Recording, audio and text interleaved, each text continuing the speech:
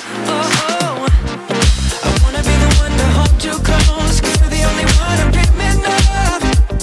My love, my love, my love,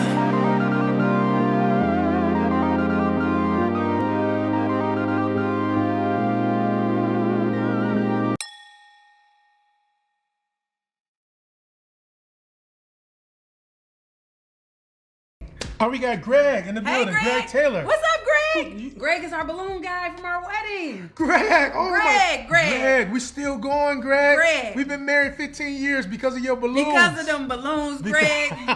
You outdid yourself. Yeah. Wow. Love Greg. Wow. Well, Love thank Greg. you. Thank you, sir. Thank And you your for wife. tuning in. Hello. Hi, Yes. hi, guys. Helen is ready. Yes.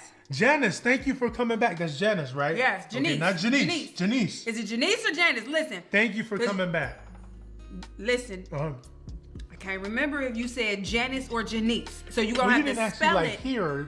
That's Just- right. Yeah, you got to spell it out for me. Because I want to say it correctly. That's Right. why. Awesome. Okay. Awesome.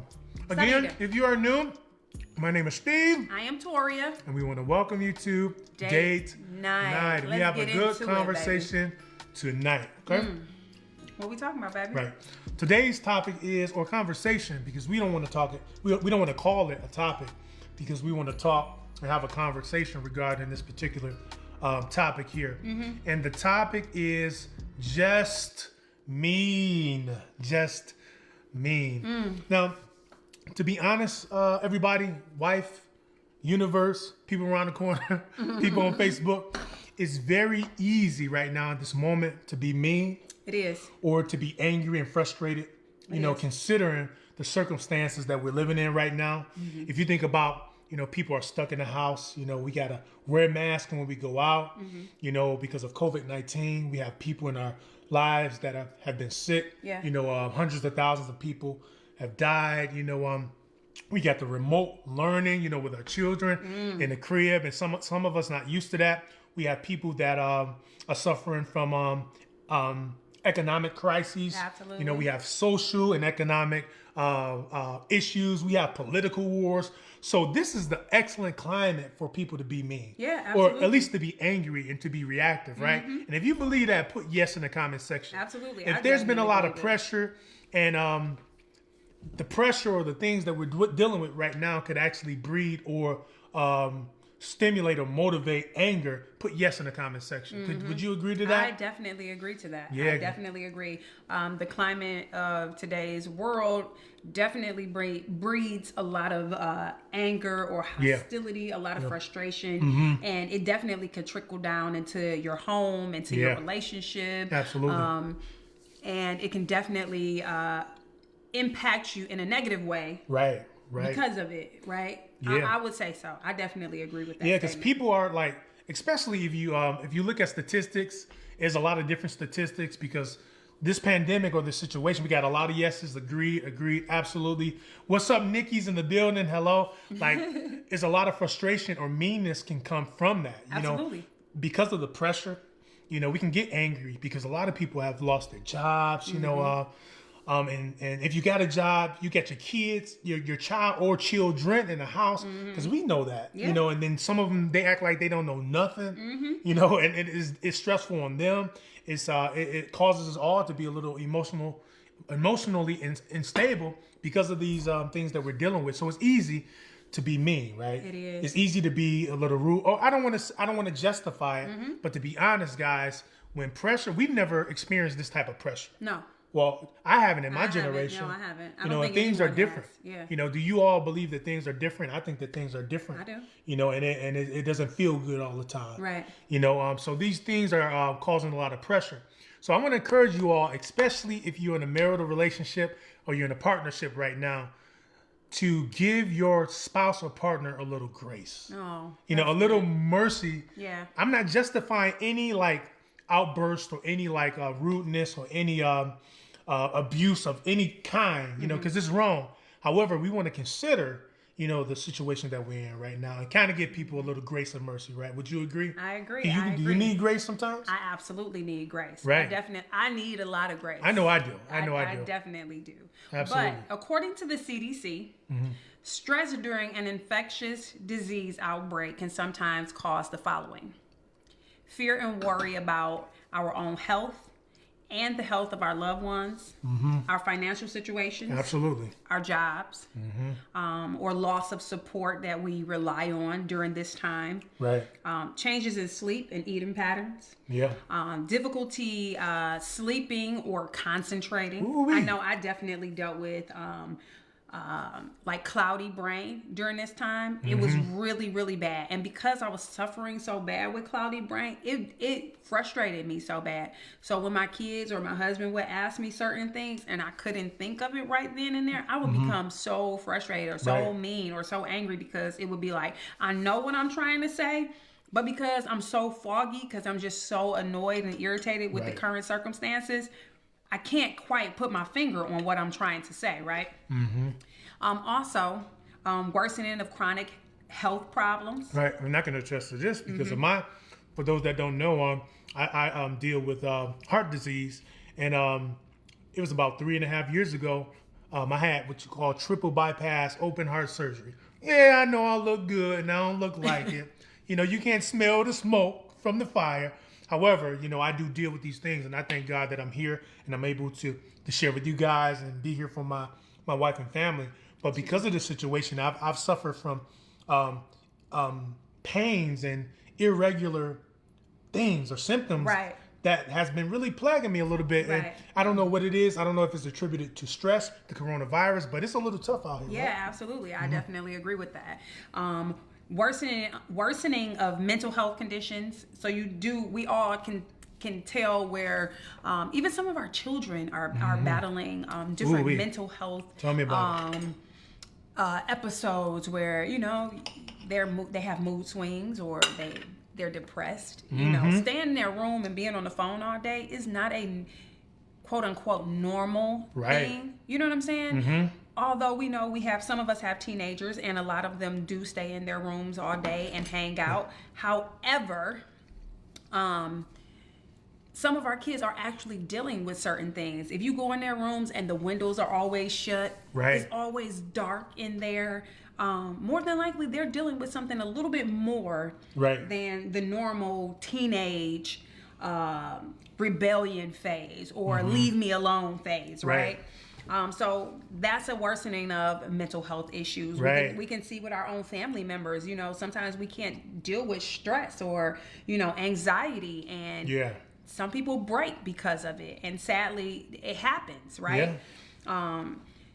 There's another thing where a lot of people turn to alcohol or substance abuse because tobacco or drugs or, prescription drugs, because everybody eating honey buns. Eating, boy. Woo! If you've been eating a lot during this quarantine, put eating. Chips. Not eating. That's eating. all me. It's all honey buns. Okay?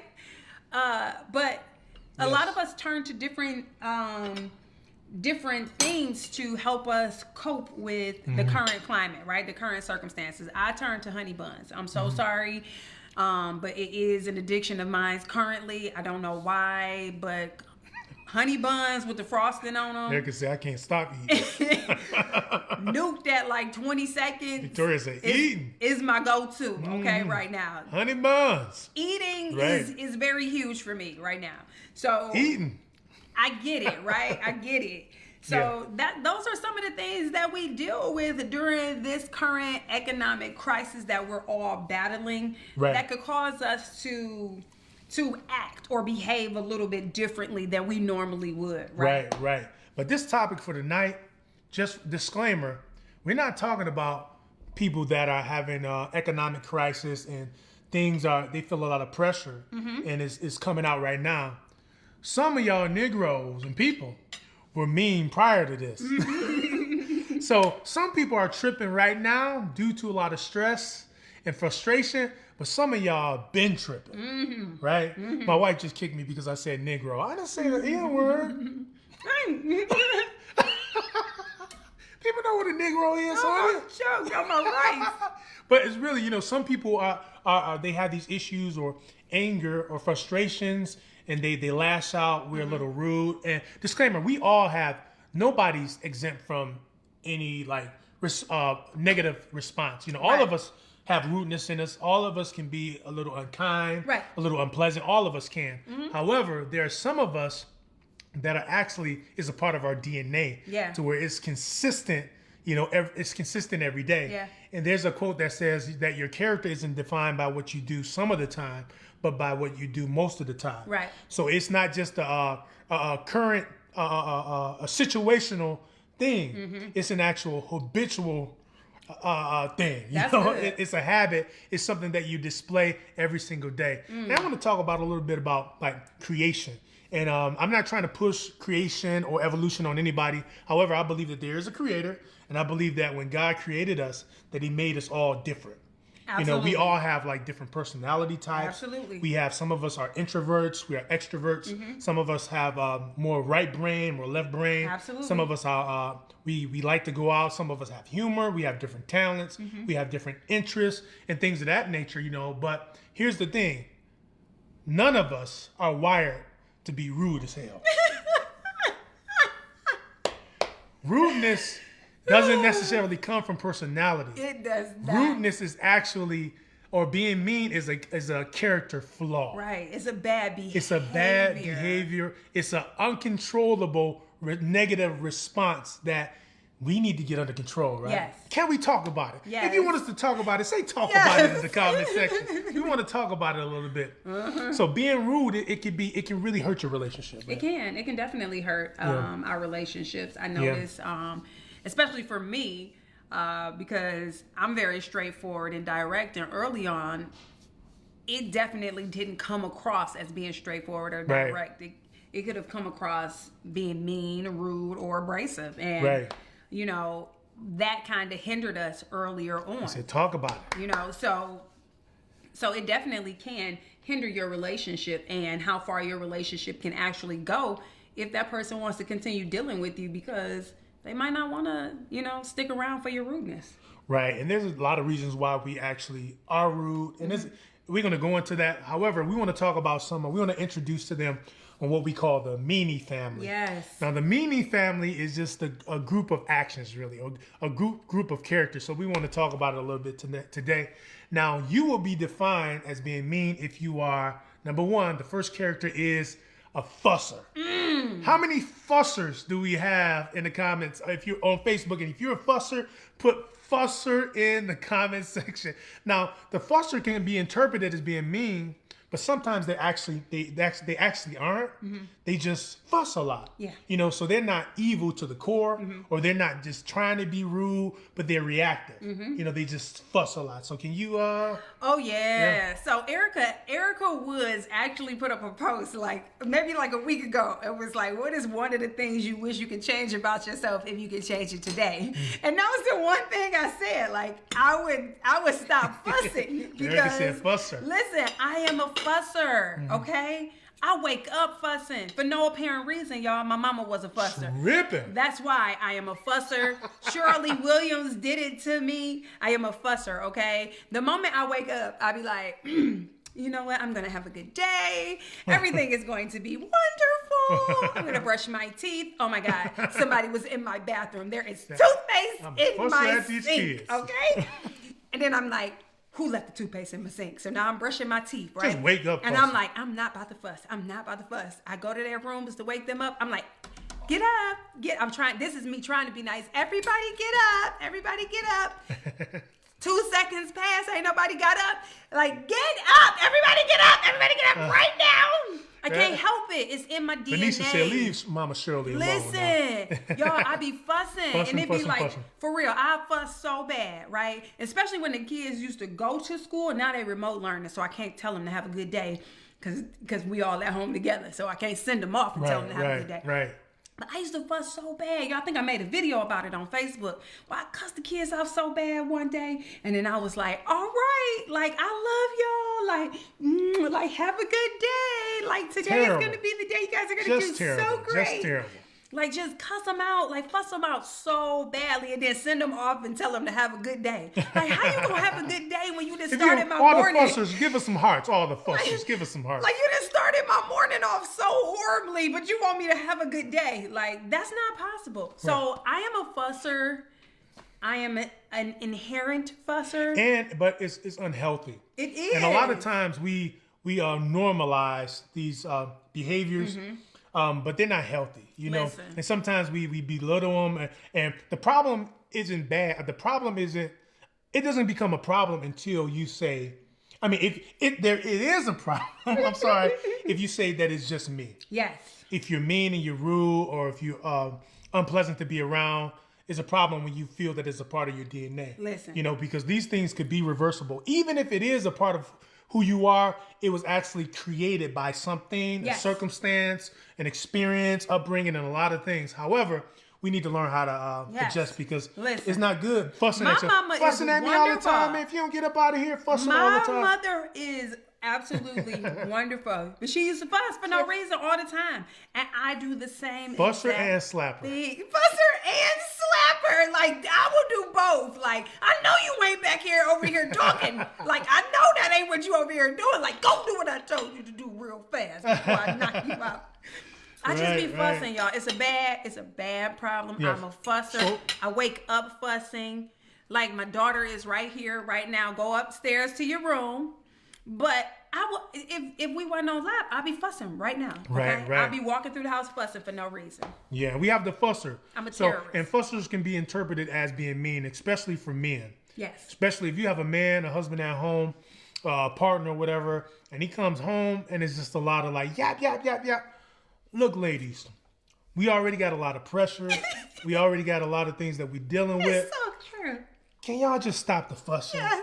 Like, we just want to, like, do you have to just talk? Why you got to fuss? Like, listen, can we have a conversation? But you fussing. Sometimes I ask my wife, like, what? We're talking, right? Like, what are you fussing for? Like, we're having an adult conversation. Like, what are you doing? Like, I'll be so hyped for and men sometimes interpret that, especially if they don't know you to the core. It's not really the act, it's the motivation behind the act. Mm-hmm. And I know that your intentions isn't to be rude or to hurt anybody. However, it can be irritating. It can be. And it could be in some men's head or mind, it's a sign or it's an indication of disrespect. It is. Even if you're fussing, they feel like, man, chill out. Why are you tripping so much, right? Like, calm down. You know, so we need to learn how, even men, we fussing at the kids, tripping. And, you know, we have a voice, or we have a level or tone. A presence. Yes, a presence that's pretty aggressive. And that we don't want our children or our wives or our spouses to be afraid of us. Right, or you know, fearful, because we've actually talked about that. Like, sometimes my wife will say, you know what, let me fuss at the kids. You know, because when you fuss, it comes across as a little too aggressive, and we don't want our daughters to feel like they're being mentally abused. You know what I'm saying? Or verbally abused. Although it's never that type of words, but the tone alone creates a feeling. Yeah. And they remember those feelings, and it gets in their nervous system, and they jump. Like my daughter Paige, you can say anything and she jumps, and I don't want them to have that fear for me or men in general. Right. Absolutely. Yeah. And for me, it's completely different, because when I'm fussing, nobody's paying attention because it's my norm. Right. So they don't even hear me. It's just kind of like tuned out, like mama's fussing again. Right. But when he fusses, it is different because he grabs the attention of everyone, because one, he doesn't normally fuss. Right. Two, when he does, it's commanding. Right. And then now everybody's like, oh my God, you know, like daddy's fussing, what's going on? But it's a difference in our levels of fussing, if that's a thing, right? Right. So for those that are new or just now joining us, we are talking about just me-ing. Is it just me? Is it a part of my DNA, or am I just out of control and I'm just a mean sucker, right?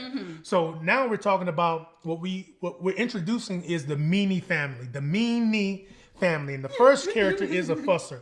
The second one is the director. Now, a director is the one that directs.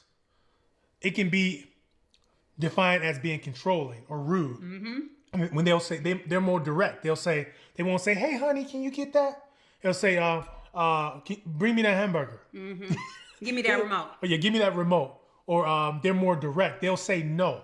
You know, when you want something, they'll say no. Yes. But it's not that they're trying to be mean, but it can be interpreted as being mean. Yes. But a director can be mean as well, right? Yes, absolutely. So Right. I also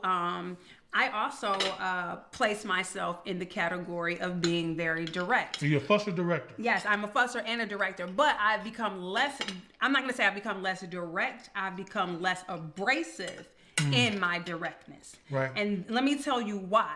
It's because earlier on when we first got married, I have always been direct. You can't ask me something and I not tell you the truth. You can't ask me a question and I not just give it to you. Know what I'm saying? Right. I'm very direct. And I noticed that as I grew, as I got older, as I began to mature, that maybe being direct isn't always the best approach. Right. It's a good trait. Right, absolutely. Because for me, I take people who are pushovers offensive. Right. Because I want you to be direct with me. I don't want you to like Beat around the bush. I Right. want you to be very direct with me. Tell me what it is so that I can go back and fix it. However, everyone doesn't have my personality and my style. Right. So I had to learn that being direct to everyone is not always a good thing, even though my intentions are Right. not to be rude, mean, or even abrasive. Sometimes it could come across that way earlier on, especially when we first got married. Right. Because I was rough around the edges when I did it. Even though I was speaking very candidly, I was very frank, it was the manner in which I did it. So I didn't consider how it would come across to the other person. Right. Because I'm like, I would hope that somebody would say it like that to me. Right. You know what I mean? But it came across rude. It came across mean. It came across abrasive. Yeah, and it can go like, even if you don't have grace or you understand that there are other personality types other than yours. Other than and we need to talk mine. about compatibility one day. Yes. Because a lot of sustained relationships is not just the love, the work ethic, but a lot of it is compatibility. Most of it you know, is and we all have compatibility. different tolerances and desires and triggers. And sometimes you can get with a person to where you really don't mesh. Right. And you're not willing to put in that work, you know, To make it work. Right. And some people might have traits that are deal breakers for you. Yes. You know, so that's why it's good for you to have a conversation concerning these Yeah. things. But it could be just the clash of personalities. And I believe like directors sometimes, like, it does come across rude, but I think like people that direct, and just my assessment, sometimes may lack emotional intelligence. And that's exactly Or might what it was lack in the beginning. wisdom. Like you can't, and like the Bible says, and for those that, you know, read the good book, you know, we like the good book. It talks about dealing with your wife according to knowledge. So we need to deal with one another according to how we are, how we're naturally hardwired. Right. And G.I. Joe even said, knowing is half the freaking battle. Yes. So if we know who we're dealing with, we're able to handle one another with care, right? With care, yes. And I think that for me, a lot of it was lacking self-awareness. It wasn't that I didn't have the skill, because I had the skill of being very direct, because being direct is a learned skill. It is because you got to have tough skin. Necessary. It's necessary. It's a part of your personality. Yeah, though. it is definitely a part of my personality, but it is also something that I knew that I had to learn, like going into like business or going into the corporate world. You can't have soft skin. You have to be able to be direct. You know what I mean? And so I had to learn, like by being self-aware in our relationship, that being just straightforward all the time without having a consideration for how this other person may feel, how they may receive the brunt of what I'm saying. I had to learn how to adjust my tone. I had to learn how to adjust what I was saying to make it more palatable for Steve, or even for my children, because earlier on, I would say things even to my children that would be straightforward, and I would be like, oh my God, that was so harsh. If I would hear somebody else say something like that, I would be like, oh, that is so harsh. And then I had to think about it to myself. Wow, you can't be insensitive because everybody doesn't receive how you receive. Right. You know what I'm saying? Everybody doesn't feel how you feel. And for me, I am a very straight shooter. I want it straight. Like, I want to be able to digest it. I want it, just tell me. You know what I mean? Right. So I can just deal with it and move on from it. But everybody Hey man, we live pause. My son is down here and he's talking about Again. yelling, fussing. I'm about to fuss at his tail. Get upstairs. I'm not playing. Get upstairs. Excuse us, date last time he was on Don't come back down here. I'm serious. Last time he was on the elliptical. You see what I'm saying? But you got to be careful because sometimes it can come off harsh or insensitive. And for me, that's how it was. And I had to be sure. Like, I had to learn. I had to be self-aware. Right. Let's read this comment here. Yeah. Rudy said, I was very direct, so I had to learn not to be direct because broken, offensive people can't handle it. So very true, Girl, Ruby. you're preaching my story. I stopped the directiveness and I now use wisdom. And that's exactly what we have to use. In our instance, Ruby, we have to be very wise in our selection of words, and our tone, and our approach. Because for me, it's always going to. I'm just going to come off very straightforward, very direct, every single time. And for a man, we talked about insecurities a couple weeks ago, which I think that was a very effective topic. And I shared some of my insecurities, and we talked about where it derives from or why people are insecure. So me, my personality, I'm a little more passive, and I'm a little more I don't want to say compassionate, but I consider people's feelings before I talk. You know, I might have I think my EQ or emotional intelligence is a little higher than my intellect, or my IQ. And when you've been through things in your life to where you felt like you were bullied, or if you were abused by a woman, or you define certain things as disrespect, even if she's not being disrespectful, it'll trigger. We talked about those triggers. So if you're talking to me some type of way or being too direct, I'll respond like, who you talking to? Because you're not giving it to me the way that I feel that it should be given to me too. However, there's a thing that's called knowledge, but as well as compromise. So sometimes for the sake of the peace in your household, so women, if you know that your husband might perceive you to be a certain way, or you might be a little assertive, but that assertiveness might come across as aggressiveness, maybe you need to fall back a little bit. To let that man, I'm not saying you gotta shrink yourself, but sometimes we do have to, man, if you feel like your wife, if you know that she's soft and you know that your tone is aggressive, man, we gotta pull back a little bit because we don't wanna, if it's affecting our household, if it's affecting our relationships, it's our moral and marital responsibility to make the adjustments, especially if it ain't gonna kill you. If it's not gonna kill you to say, can you, as opposed to do, you know what I'm saying? And that can come across as being, but I don't want to stick on this long, but this is very good. We can be on this for 3 weeks, y'all. So we got the fusser, we got the director, and the fusser, the director, a lot of times they'll say the right things, but at the wrong time. At the wrong time. Or the wrong way. Or the wrong way. So we have to, if that's a part of our personality, which is your superpowers. So woman, look, if you are assertive, if you are confident, and you stand up straight, you know who you are and whose you are, and the way you speak is very direct, don't eliminate that superpower. You just have to channel that or direct it in its right place, right? And like Ruby said, use wisdom. Like, that is the learning thing. But you got to be self-aware to know that that's what's going on. That's how you're coming across to people. Because you have to be self-aware in order to fix it. Yes. So if you are a director, put that I am a director in the comments. So I know we saw some fussers, but if you are a director, put director in the comments. I'm both. Listen, I'm both. Daryl Kilgore, are you David Kilgore's brother or uncle or cousin? I need to step back and let God move. I hear you, Daryl. So let's go to the next one because we got a lot of ground to cover. The third character or family member of the Mimi family is the reactor or the responder. A reactor responds negatively under pressure. Oh, wow. It's not, and a lot of times it isn't a conscious thing. It's an impulsive thing. If somebody call you, what? Yep. What y'all want this time? I'm busy.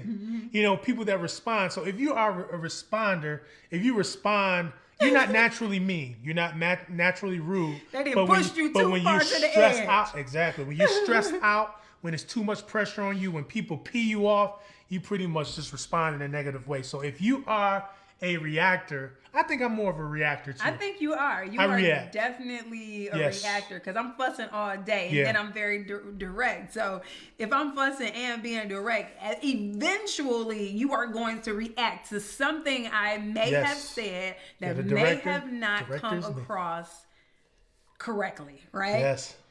All of us. All of them.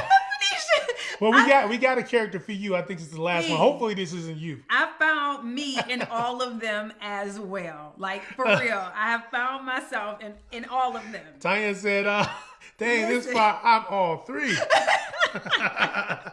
Wow. Okay, Crystal said, I would agree. You and Crystal are similar. Yes. Yeah, Crystal said that she is the director. Yeah. You know, so a reactor is someone, you're not necessarily mean to your spouse, you know, or your partner or mean to people. But when there's a lot of pressure, you actually react or respond, you know, like kind of like a warrior. Yeah. You know, when there's a lot of pressure, you might worry or you might think or meditate on things maybe a little bit too much. And when you're faced with situations that might be a little bit out of your power or it might be tough for you, you react. I think most mild-mannered men are reactors. That's what I would say. Because what? I have multiple personalities I relate to. What did she say, Muda Carson? All of them. Listen, I think most mild-mannered men are reactors. Because I don't want to say most men are just not mean, because there are some completely mean. And disclaimer, we all have seasons of to where we respond or might not be the nicest people to be with, right? Right, absolutely. Absolutely. I think we've all had those opportunities. Right. But yes, pressure will do it. Yes. I think most men, for most part, they are reactors because we can press. And it 2 months might go by, you know, and then he finally pop off on something like, anybody make me no popcorn? Like, what? Ain't nobody thought about me all day. And it'd be like, get the milk out the bowl. Yeah, it'd be like, wait, what? Like, what is going on here? Why you mad? But I think that's what happens a lot of the time because women, we so used to just going. We don't even realize that we being mean, we coming across rude, or we realize it. We just don't care at the moment, okay? Because I don't care, okay? Because right now I need you to do what I told you to do, okay? But men, most of the time, they're not. You guys are not like that. I'm not gonna say all men because there are some mean men. I have experienced some mean men. We are out there, and we all have our seasons. We have our moments, which we'll talk about the reasons why people are mean or they are rude or a little unpleasant to be around or respond in a negative way, right? Yeah, but for the most part, I think a lot of men are reactors. Right. A lot of men. Not all men, but some men, most men, I would say, are reactors. Yeah, we do. So we have the fusser, the director, and we have the reactor, a person that responds negatively. And the last one is a straight up, forgive my French, asshole. Yes. And I know a lot of people don't want to hear that directly, but call a spade a spade. You know, some of us are assholes and some of us are extremely rude and nasty to the person that we're supposed to love. Yeah. And unfortunately, I will say the discrepancy or the disappointment comes when we treat others like guests and the people in our homes like bullcrap. Yeah. You know, so it's important. And that's what we want to really speak to tonight. Yeah, no, that's true. About because it makes your spouse or your partner feel a certain way. And it can tear down their character. It can make them feel dishonored or disrespected. It can make them feel like that they're not worth it or they're a piece of crap or they're a doormat. Right. So gentlemen, if you're being overly aggressive or you calling your lady bees or you like shut up or you just being rude and you dogging them out, man, that's the wrong approach. And I think sometimes we take for granted what we have until it's gone. Right. And women as well, we have to learn how to deprogram ourselves and divorce that normal of being rude as hell. I'm sorry. We just got to put it to one another straight because it's really affecting our homes. You know, it's responding in a negative manner. Like he just asked you a question and you're like, what? get out of here, and you just, it's bad. Yeah. You know what I'm saying? So I want to encourage you that if you are dealing with that, which I want to say this too as well, disclaimer, we all have our seasons and moments. I'm not saying that. However, there are people that's dealing with this constantly, and they're on the brink of divorce or separation. And if we don't check this meanness or this rudeness to one another, it'll bring about contempt, bitterness, and ultimately divorce or separation, right? But I do want to say this last thing, babe, concerning this though, is that it's not their fault though. It is if we stay there, but a lot of this stuff was created or developed by something. Yeah. So I want to encourage you. I don't want to down this show isn't about kicking people, right? No, absolutely. It's about helping all of us, helping as we fall, we learn, we grow, we teach. So all of us have things that we're dealing with. You might not be mean, but you might be doing something else in your life. Right. You might be sneaky. Right. You might be a cheater. You might be untrustworthy. You might be an abuse. There's a lot of things. This isn't a judgment zone. However, it's not our fault. A lot of the times. I agree with that 100%. It's a lot of mean people were created. And that's unfortunately. We were developed. And the monster that we display is not often the monster that we want to be. So I want to talk about just a few facts about a lot of mean people that we probably don't really think about.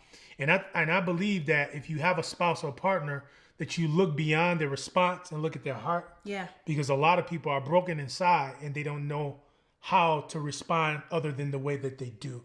And a lot of times we think that is you, but it's not you. A lot of times it's me. Yes, right? Yeah. And sometimes people know, we know what we're battling. We know what we're going through. And sometimes we don't have the tools to properly correct what's going on the inside. Right. Even sometimes we may be seeing someone, we may be talking to a therapist. We may be, seeing somebody regularly. However, not all the time we still are capable of fixing those things that are deep rooted on the inside of us. Right. Because a lot of those issues really are deep rooted. Right. And it's perpetuated. And I don't want to blame men or blame you, because when you're innocent as a child and when you experience a lot of trauma, like we've been talking about, but a lot of this stuff does derive from trauma. Yeah.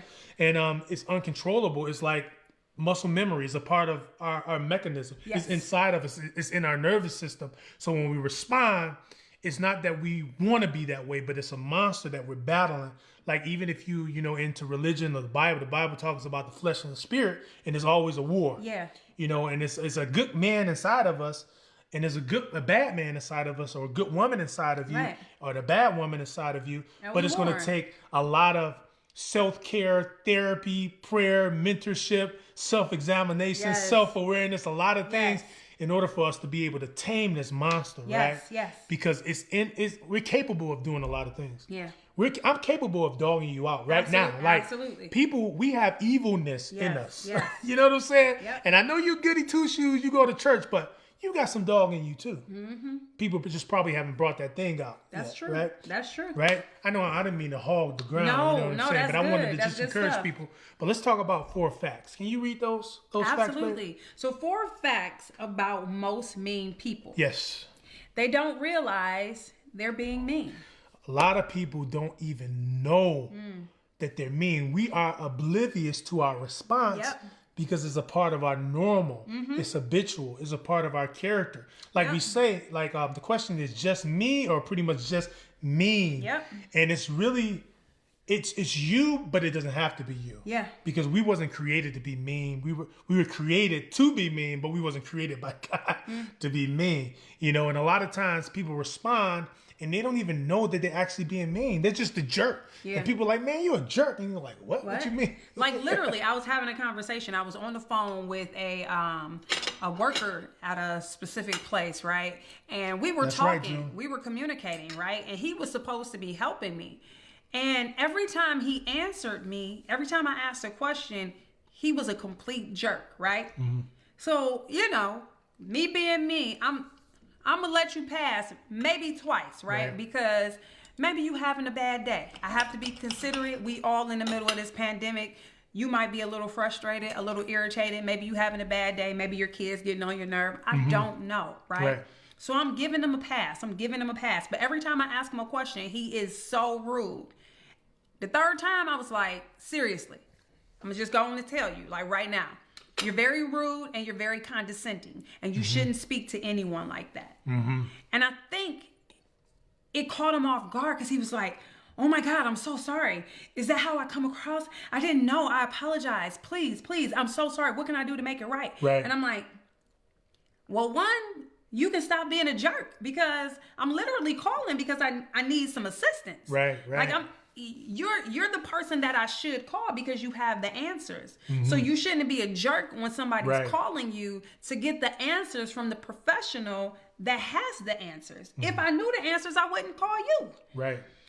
And at that moment, he was just like, oh my God, I am so sorry. But he had no idea that he was a jerk. And he's probably been a jerk to everybody that he had a conversation with previously. And nobody ever called him out. So he would have never known that he was being an a-hole. Right. Until somebody finally said something. Right. And it's a few people said things. June said they don't know because they think it's normal. Yes. They don't know and that's the thing. That's what this show is about. The exposure and the unraveling of things. Because we've been taught, whether consciously, directly, or indirectly, or unconsciously, how to be.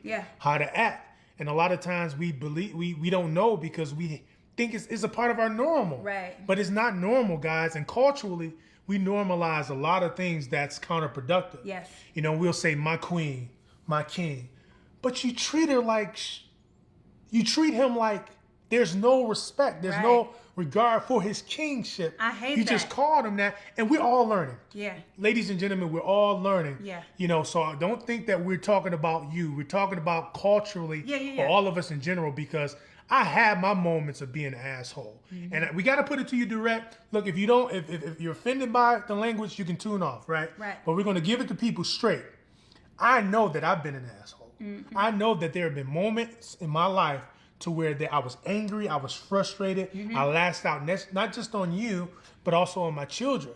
But there comes a time to where you have to stop being selfish and realize the damage that you're doing. And the things that I was doing or saying wasn't intentional. It was a response. It was a trigger from something, which we'll talk about in a few minutes. But we can be triggered by things, or we're hardwired in such a way to where we don't know how to get out of it. Right. And it's a part of our normal, right? It is. Right. So some people don't know. And the second thing, babe, is that mean people don't want to be this way. And that's what you need to wrap your head around. Some mean people don't want to be that way. Right. Some. But most, they know that maybe I did. Yes. Like if I respond like, dang, I shouldn't have responded that way. I got to do better. I fussed at the kids. I know I shouldn't have reacted like that. I need to do better. So some people, it'll take a lot of grace and a lot of compromise on the partner's end in order to have your relationship last, because some people can't take it. And that arguing, being rude and unpleasant isn't normal to a lot of people. You know, like if you want to trip, I'm gone. But we got to learn how to look beyond all that and see the actual need that they have. And not be justified when we are that way. Right. Like, because being mean is still being mean, regardless of if you were justified in being mean or not, right? And I think sometimes we don't take that into consideration. It's always like, oh, well, they deserved it. But if you walk away from a conversation and you was like, man, maybe I shouldn't have said that like that, and you have a second thought, you know what I mean? Then you know, like, you were wrong. No matter how rude they were, or no matter how much they deserved it, if you felt bad inwardly, like, I shouldn't have said that like that. I could have, you know what I'm saying? I could have switched that up. I didn't have to say that like that. That was mean. That was cruel. You know what I'm saying? That was unkind. Maybe I shouldn't have said that like that. If you feel that way, then you know, like, I need to do something differently. And don't continue to be mean like that. You know? Because you're supposed to honor. Think about, like, we got to change our whole paradigm when it comes to relationship. Ain't just about getting a piece. Ain't about putting on the same colors and going out and looking good and having this facade and looking like you're connected, but you're not really connected. Relationship is about growth. It's about partnership. It's about liking one another. It's about growing closer to one another, experiencing life, you know, doing things together, honoring and respecting one another. So we want to really bestow or really introduce that honor back to our kingdom, because we're kings, man. We talk about black love, man. We are whatever love, and I don't want to I don't want to put us in one lane and just. But a Right. lot of our No, viewers yeah. are black. So, we talk about black love. We got to display that. Yeah. We can't just say, that's my queen, that's my king. Let's honor one Right. another. Let's And then learn treat 'em like a to peasant. care for one another, right? Let's learn. Like, that's my queen, but Yeah. you be treating her like a little peasant. Or But we treat everybody else like queens. But we treat and kings. everybody else know, like kings and but queens and royals. Everybody like guests, and we treat the people that we supposed to honor the most like garbage. And we all learn it. We all got to learn. But if we got to get better, put better in the comment and give Yes, us some hearts if absolutely. you feeling this conversation tonight. Candy talking about a cuss word will always let us know it is real. Right. Look, but check this out. Listen. Siobhan said, "Thank God you learned, because I would hate for you to end up." And you know what? But there was a reason why I responded a certain way in our early years of our marriage, which we're going to talk about in a minute, and hopefully it can help somebody. But the other thing, babe, is that some mean people don't understand how it truly affects their partner. Yeah. They don't really understand the damage that it's doing. Yeah. Like R. Kelly said, I don't really roll with Kels. He got some awesome music, but that's neither here nor there. But he said, when a woman's fed up, mama told you a long time ago. And a lot of times we take so many punches and we take for granted the people or the precious, valuable gift that we have. Yeah. And when they leave, you're like, man, I didn't know it was that bad. Right. A lot of people do that. Yeah. A lot of us are guilty of that. Like, I didn't think it was that bad, but Right. it really was. Yeah. Because you're not that person, so you can't interpret how they're feeling. Right. You know what I mean? You got to be really considerate. Like, Right. would I take that? You got a lot of betters. Would I accept that? Right. Would I just keep letting somebody just be mean, be rude, be condescending, Right. talk down on you? Like, some of us can be really bad at that. Like, Yeah. really, really bad. Like, talking down to them, or just real snappy. Ladies, being snappy is not cute. Like, No, it it doesn't isn't. come off cute when we do that to a man. It's so disrespectful. Or when a man does that to a woman. Yeah, or when right? a man, or speak to them, or vice versa. down on them Yes. in a certain way, right? It's not. It's very disrespectful. Yeah. It really is, and we got to put the honor back in our relationship and we do. learn how to speak to one another like human beings and not like we talking to our dog, or you know what I'm saying. We have to honor one another. Right. It's so important to Right. Right. And here's the thing, though, about honor and respect. Respect isn't given; it's earned. It is. It's But definitely. if you're earned. with somebody, there should already be some level of respect right. and honor. If you chose me, I would think that you would feel that I honor you, Right, that I respect you. Right. So we have to be conscious of that, because we sometimes take for granted the people that we have. And again, ladies and gentlemen, we are just unraveling or sharing the patterns that we have, and we just create a new normal, right? Yeah. And I always want to display that, because I don't want anybody to feel less than or feel like Heck that no. nobody has arrived. We're all trying to get to a whole nother level or Listen, standard, right? I told y'all Right? I am a fusser.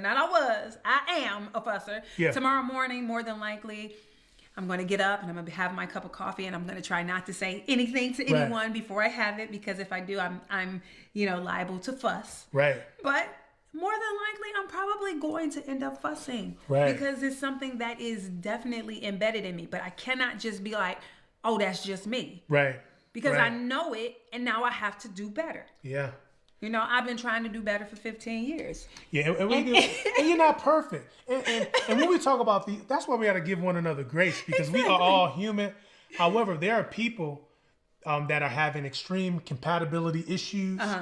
And a lot of people are like ready to give it up. Yeah. Because of this meanness. Yeah. And a lot of times we talked about the meanie family, the meanie family, but that last one can be a deal breaker. Yeah. When you're just completely a jerk. A bitch. Or you're completely an asshole. rude. Like when you know, rude. and it could be translated as abuse sometimes. So we need to kind of fall back and self-examine, heal. You know what I'm saying? And a lot of it stems from, which we're going to talk about, the bells, and it's an acronym for something. Our bells are rang due to a particular thing, or we have these triggers that causes us to respond, whether it's occasionally or consistently. Right. But we all have them, right? And the last thing, babe, And what's very important, which I can definitely attest to, is that some mean or rude people, they are unhappy, not with you, but unhappy with themselves. Yeah. It's not a relational thing. It's a personal thing. Yeah. A lot of people had aspirations. Yep. They had dreams. Yep. That has not been realized. They're disappointed because of maybe their financial situation. Yep. Or they may have dreams to be a basketball player, to be an attorney, or maybe they have dreams at all, but they don't have what they feel that they should have. Yeah, maybe life and they just don't really didn't love turn out. themselves. Yeah. And Will Smith said that about Jada. He said that she wanted a lake or something like that. And he said he bought her a house, and called it whatever, Jada Lake or something like that. But it came to a point to where he was doing what he felt that he needed to do to make her happy.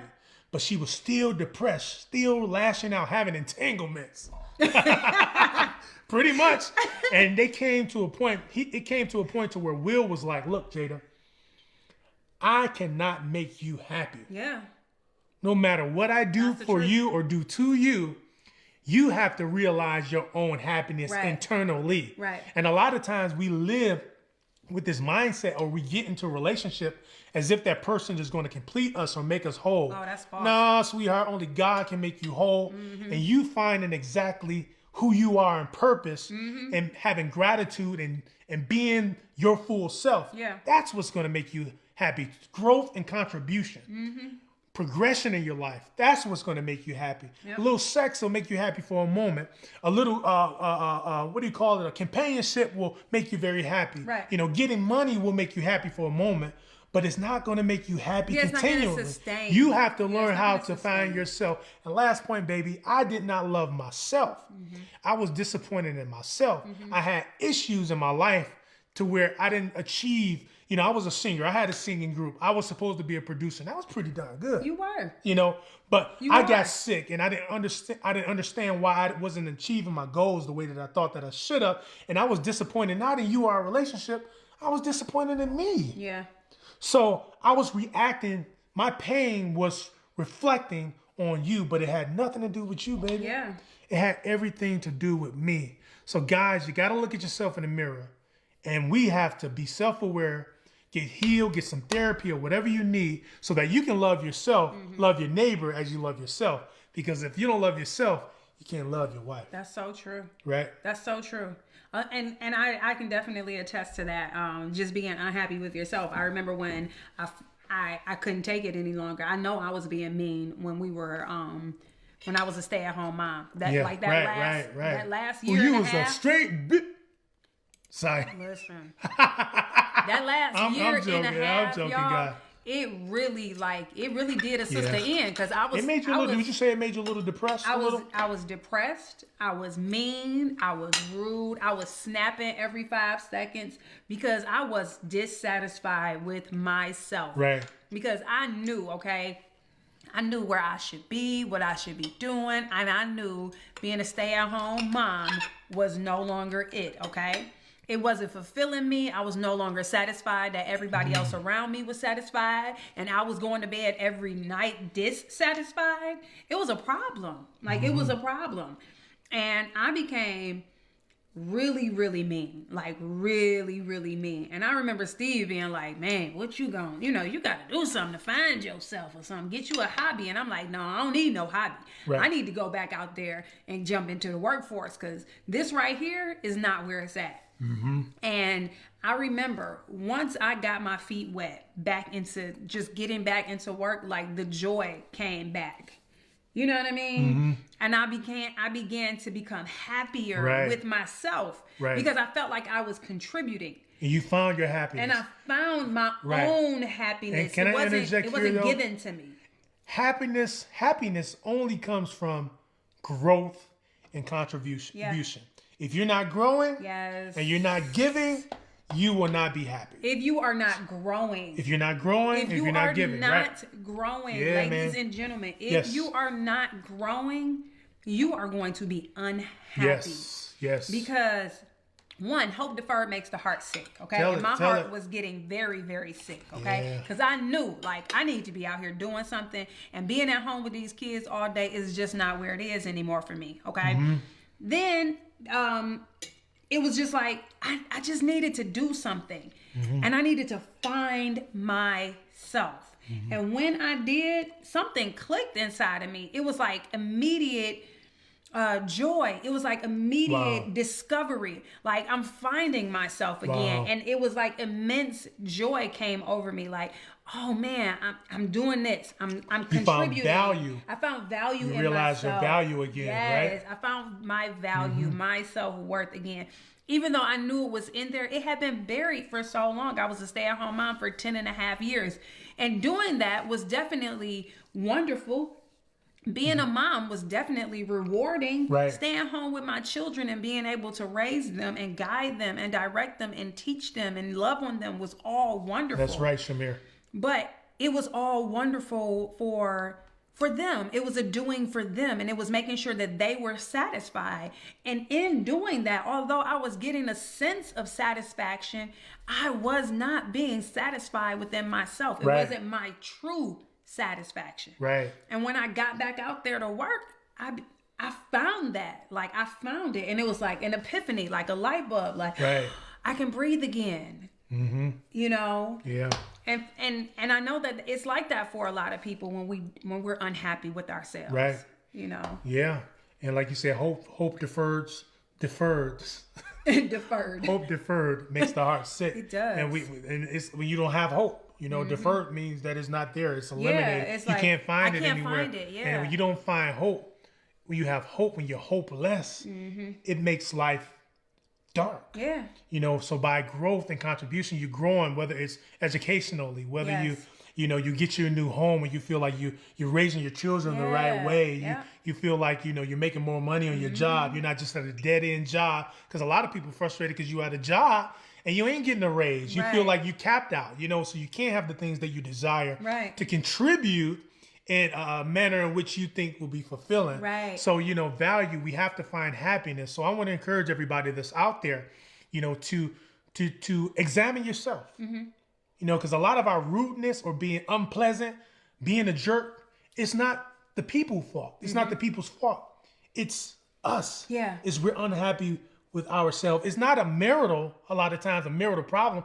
It's a marital problem because that's the issue that's inside of it. But really, you got to look at the root cause. Yeah. And a lot of times it's a personal issue or personal issues that we need to overcome in order to have a successful relationship. I agree with that. And I just want to read this, babe. I agree PB with that. says self-awareness isn't possible without spiritual enlightenment and or educational enlightenment, reading books that expand us. That's right. Absolutely. That's so true. Yes. Like we have to be continually growing. Like we have to be because if we're not, we become dormant. Like everything.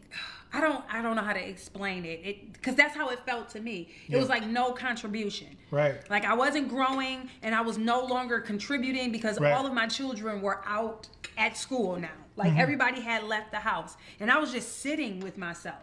Yeah, I would read some books. Yeah, I would, but it was like nothing for me. I wasn't growing. I wasn't being shaped any longer. I wasn't like adding value to anything. I was just kind of like a bump on the log, and it was just like, man, I gotta do something. Right.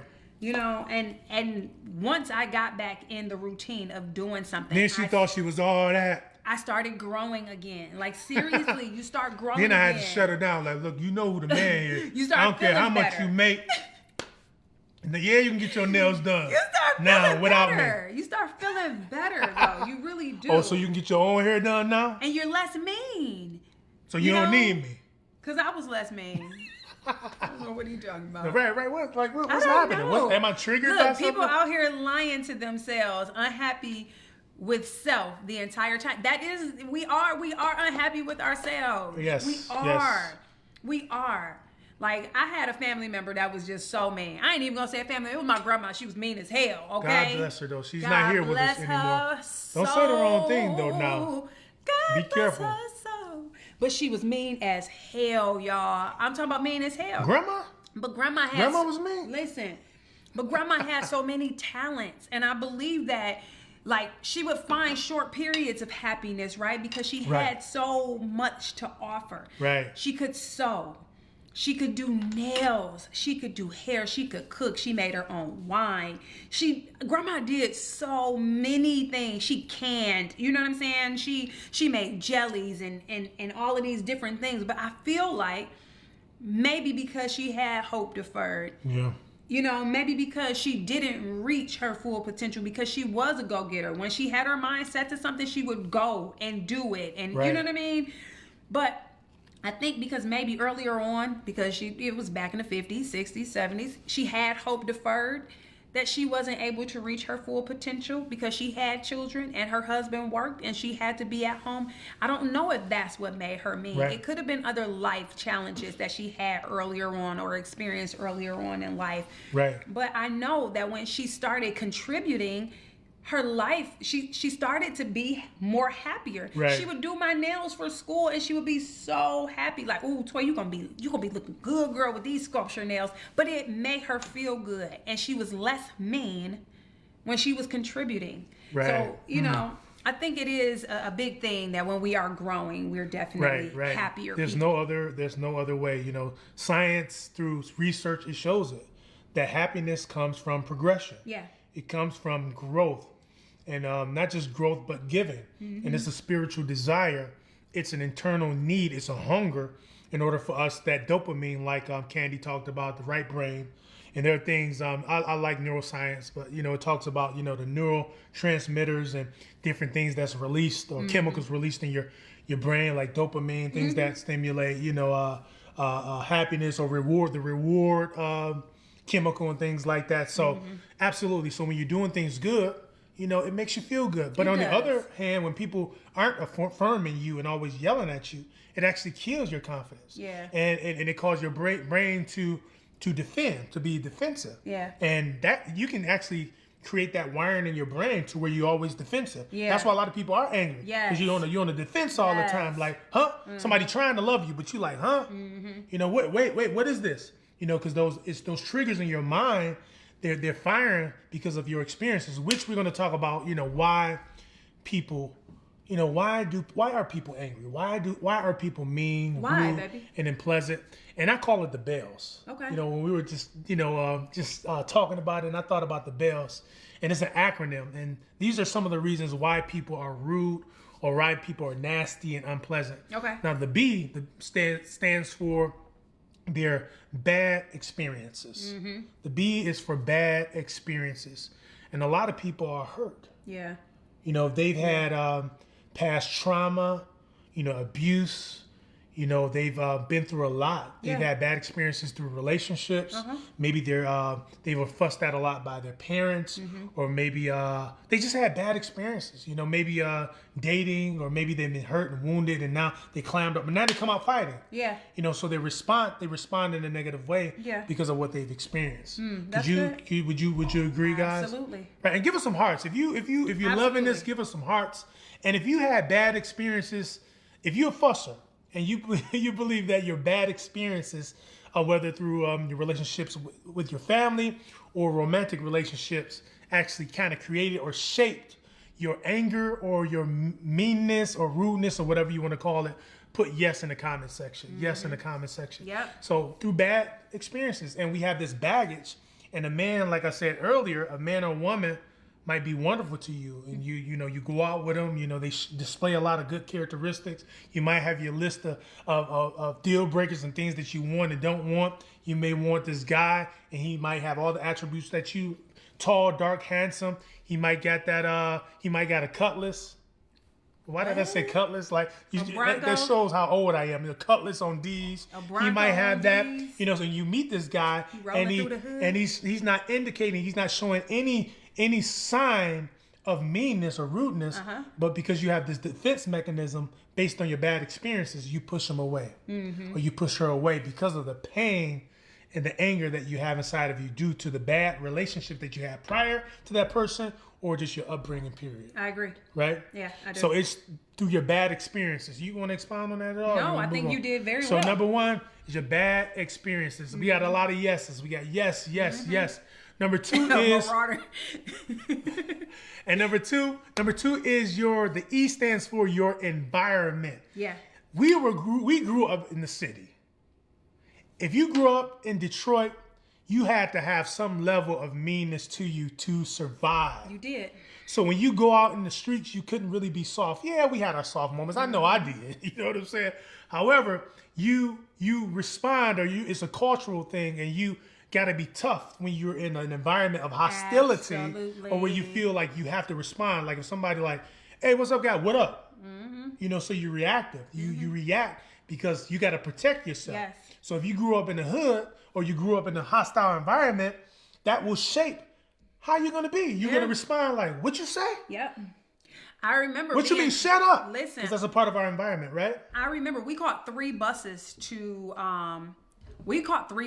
school. We would, first of all, me and my brother Tay will walk from our house 6 Mile and Southfield to Grand River in Southfield.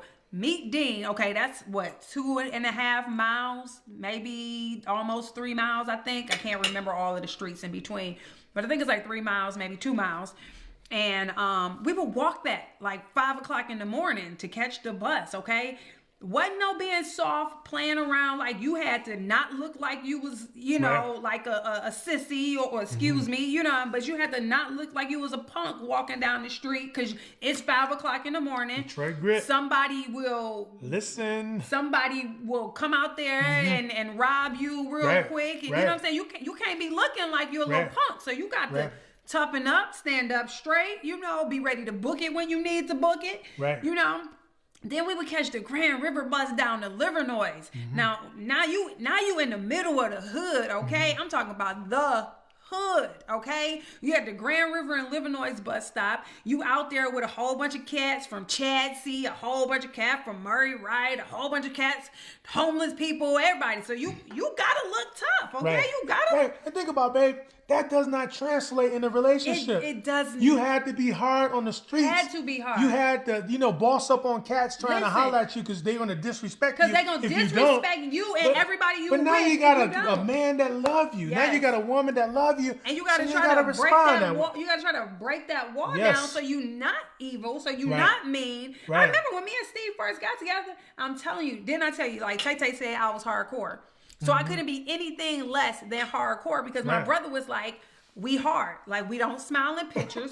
We don't smile when we walking down the street. We don't do this. We don't do that. We hardcore, okay? All of my pictures growing up, I was hardcore. I had the mean mug because Tay said we had to be hard, okay? So I was like, I was hardcore. So when me and my husband got together, I was mean as a pit bull, y'all. I was mean. No. Actually, I don't think that that's true. I don't think that you were mean. I wasn't, okay. You got mean when you had those babies. Yeah, I got after real like mean the second and third one. That's when you got a little mean. But no, I can't say that. You know what? You initially you were not. I was sweet. You were not. You but can't say that. I was aggressive. Aggressive. Better word. Wasn't mean. Yes. I was aggressive. Yeah. So I told y'all I'm very direct. I'm very straightforward. But in the beginning, it was aggression. Like, it wasn't just straightforward. It wasn't just direct. Because I'm sweet. Right. I'm like a Sour Patch Kid. Sometimes I'm sweet, sometimes I'm sour. But I was very, very, very aggressive early on. And I had to learn how to not be aggressive. You can see my aggression a little bit right now. But I had to learn how to not There's passion. Be aggressive, right? Because now I'm with someone that I don't have to be aggressive with. Right. And think about it. Like we talked about a little earlier, it's like that's a part of your superpower. Yes. Like our brain, we have a fight or flight mechanism or a part of our brain. And we need it. If not, we'll be vulnerable. If not, we'll be bitten by a bear. Like, think about it. If you see a dog, if a pit bull is coming, you don't even have to think it. Your brain is like, not even a second, run! So you need that for protection. Right. So we have these mechanisms or these wire in our brain for times that we need it. Right. But it does not translate calling your lady in. Yes. It does not, you know what I'm saying? It doesn't translate when you're trying to boss up on your man. Right. It doesn't translate, you know, when he Did you say translate? Translate. Yeah, this is Ebonic. Translate. No, it doesn't translate, you know, in certain contexts. So we have to be aware of these of where these things come from, and it comes from our experiences and our environment. Yeah, that's true. Because you have this defense mechanism in the hood. You know, you have to protect yourself. Yes. And you kind of like a skeptical. You know, you kind of like, hold on, what you say? You know, but it doesn't translate, Nisha used to be on that bus with me. She know. We used to catch them buses all the way down to Southwest Detroit. Right. Y'all, I swear, we sometimes took 4 buses early in the morning, 5 o'clock in the morning. So there was no room for being a punk. Right. Like, there was no room for a smile. Like, there was no room for it because it was too many people out there first thing in the morning that was looking for you to be weak so that they could take advantage of you. That's right. You know, and so I had to learn early on, like, toughen up, okay? Because one day you probably going to have to catch this bus by yourself. You probably going to have to walk down the Grand River by yourself. You probably going to be on that Livernois bus by yourself. So you got to toughen up. That's right, Denise. Absolutely. Absolutely. So they just don't work. And that's why we got to challenge our culture. Yes. We got to... I agree with that. Challenge our normalities. We got to challenge our thinking. We got to challenge our reaction. Because a lot of times it does not work in a healthy relationship. It does not work in the context of romantic relationships or marriage. And a lot of people, we bring it over these things because of our bad experiences, our baggage, if you will. That's what I should have put, baggage. Our bad experiences in our environment, hostile environments. Like even now we go to the city, doesn't something come over you? Yeah. We don't live in a city anymore. I love my city. But when you go to a city, there's a certain persona. There's a certain attitude that you got to have. And it unconsciously, now that I think of it, it unconsciously just kicks on. Yeah, it kick on. You know, like then I throw my hat. My hat is a little further down. Then I might lean back a little more like, what? Isn't that crazy?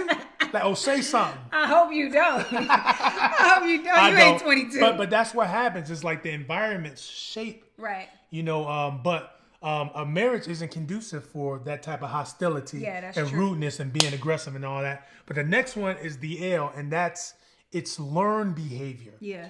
By your mom might have fussed all the time and was rude to your pops, you know, and like la la la la la, or dogging, you know, people out, or just it's a cultural, in-house cultural thing, and it becomes a learned behavior. It's not just developed from the outside, but it's your normal culturally inside of your home, right? So it's learned behavior. It is a learned behavior, and what's so funny is my mom has it's 4 girls and 4 guys, right? So it's 8 of them, and they fuss. Like when they get together and all of the sisters are talking.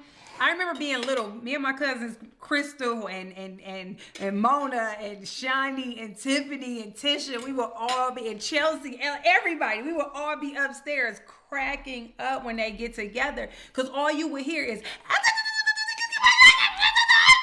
and all you hear is and they would be fussing so bad. We'd be like, what the hell are they down there saying? Don't nobody, we can't even understand. But they would be fussing so much. Right.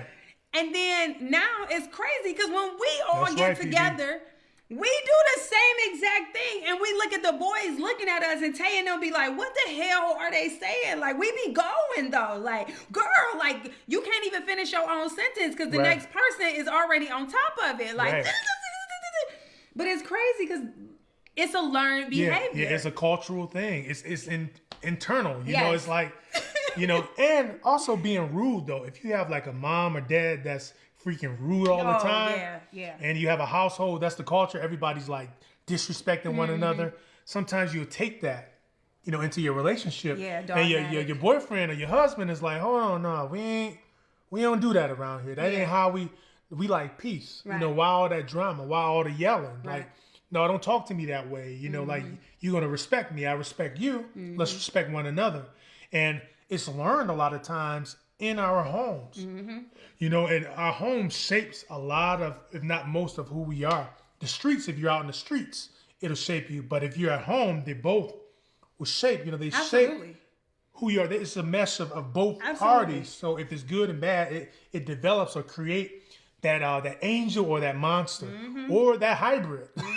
The good part and that first the bad part. relationship. And that first, you know, real relationship will also shape those things in you as well, because you learn, you know, fight or flight. In those situations. And So BEL, so bad experiences, and we've been going like almost 2 hours every week. Have we?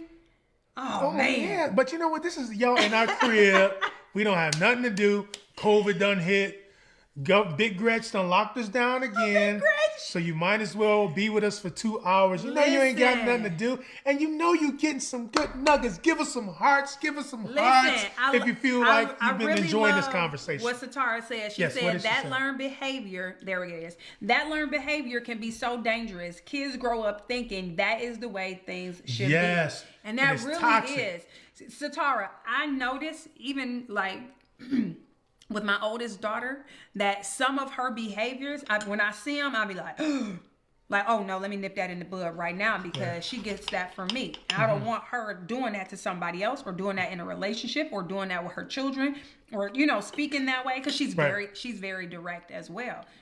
She gets it from me. But sometimes when I hear her being very direct to her sister or brother, it comes off abrasive or rude. And it comes off that way because she's a child. So just like I was a child or younger without any knowledge or self-awareness or emotional intelligence, you don't know that you're coming across that way. Right. And so it's unconscious learned behavior.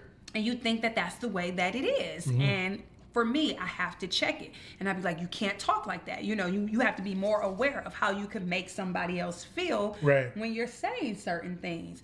But if I didn't recognize those things in myself, there would be no way for me to recognize them in her in order to help her and also help myself adjust those things. Because if I couldn't see it in her, she would just go on and perpetuate it. You know what I mean? She would just go on and live life and do the same thing, thinking it's just the norm. That's how everybody talks. That's how everybody behaves. And then she'll be in a romantic relationship and get her heart broken because maybe you said the wrong thing to somebody and they didn't take it the way that the rest of your family takes it when you say it. Right. And why would you encourage something that does not work for you? For you, yes. If it never worked for you, being the a-hole, being rude, being disrespectful, why come, like they say, you think that it's going to work for your children. Yes. But you say they're smart. We encourage academics, but they're smart assholes. Yeah. Who want that with no character, with no regard for authority or for teachers or for leaders or elders, but they're just smart? No, they're dumb. They're intelligent, but they're dumb. Yeah. So we do have to check that, and we can't encourage things that's going to be counterproductive in society because we got a real world. Our kids got to grow up in, here we go, voila, here's the world. And the world is neutral. It's only going to give you what you put into it. There's no handouts. So we want to make sure that we're cautious and aware of what we're encouraging, or not just encouraging, but not acknowledging or dealing with. I think that's what it is. So not acknowledging. Yes, this didn't work for me. Don't do. I'm still working on it. It takes a lot of humility, but son, you can't talk. No, that's not a way to treat women. I know I yelled at your sister or your mom, but that's not. Let's work on that, right? I literally have to go back sometimes after I say certain things. And I hear her say them, and I be like, listen, oh no, you get that from mommy, and that's not right. I have to fix that. You're gonna have to fix that. We have to work on that because that's not acceptable. Right. You can't go on and you can't say that to somebody. You can't go on and you can't have that. You can't behave that way in a relationship and think that it's going to be okay. It's not going to be tolerated. You know what I mean? Right. And so I find myself going back and listening to her say certain things and be like, oh no, I don't want you to say that like that to anybody.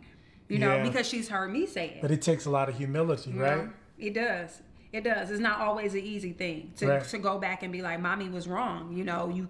That's not the way we should say those type of things. Right. You need to be more loving or more compassionate when you say certain things to certain people. Yeah, fix that dinner when I ask you. Dinner? No, but this is good. I hope you all have been enjoying this. So we're going to check out at 9 o'clock because I think this is good, but we're not going to go no longer than that.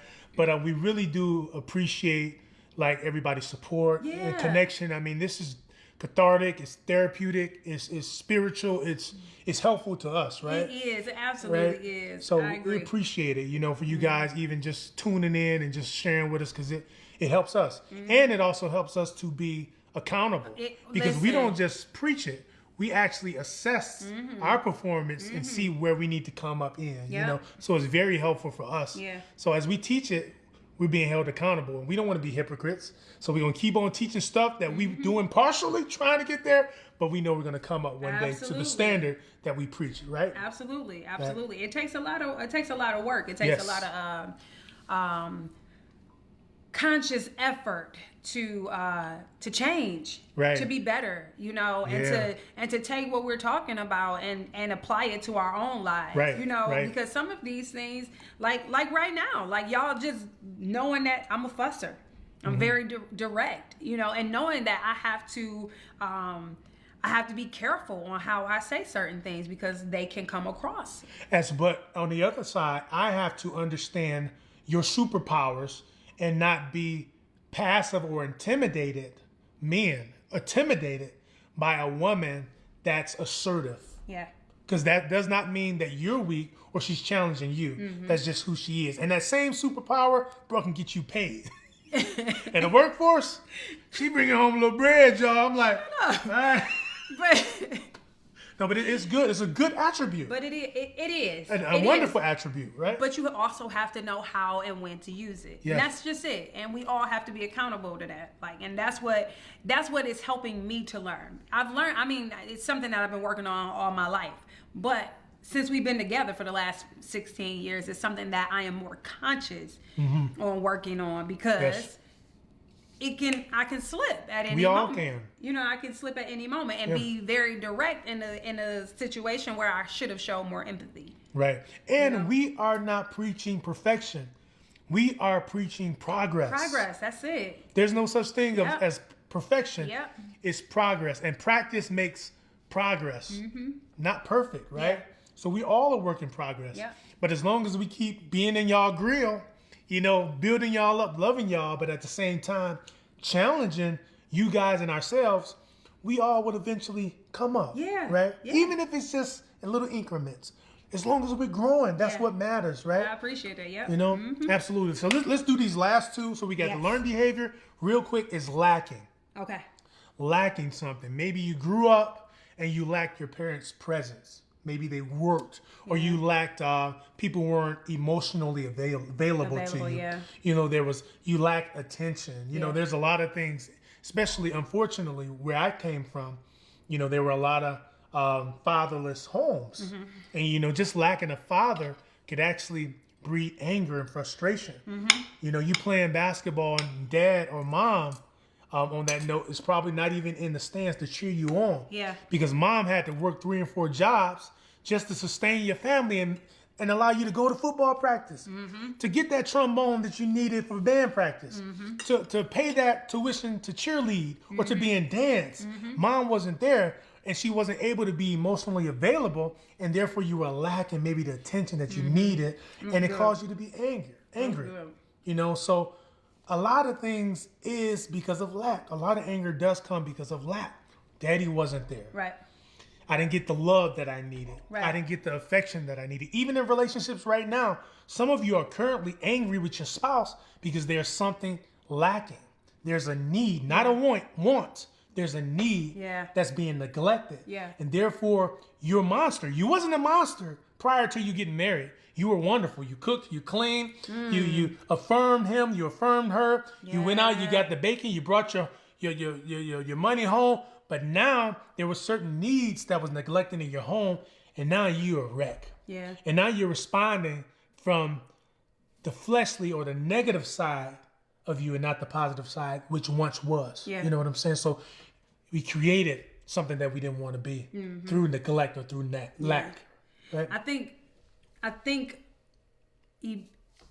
a lot of parents, I think a lot of us have experienced our parents being emotionally unavailable, Right. you know, to a certain extent because, you know, they were raising children. Some Right. of them were single parents, you know, and it Right. was hard. And mama had to work or, you know, daddy had to work. I know for my parents, my mom worked days, my dad worked nights, you know, and not to say that they weren't emotionally available because my parents were great and wonderful and they were.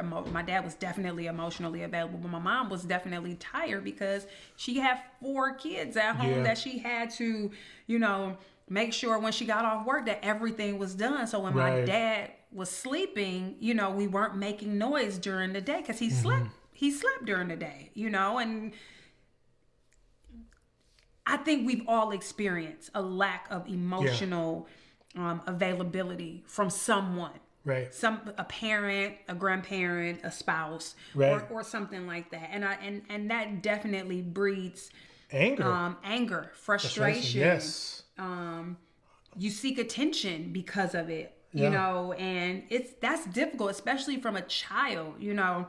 It's so hard not having someone be there emotionally for you. And because of that, we have to be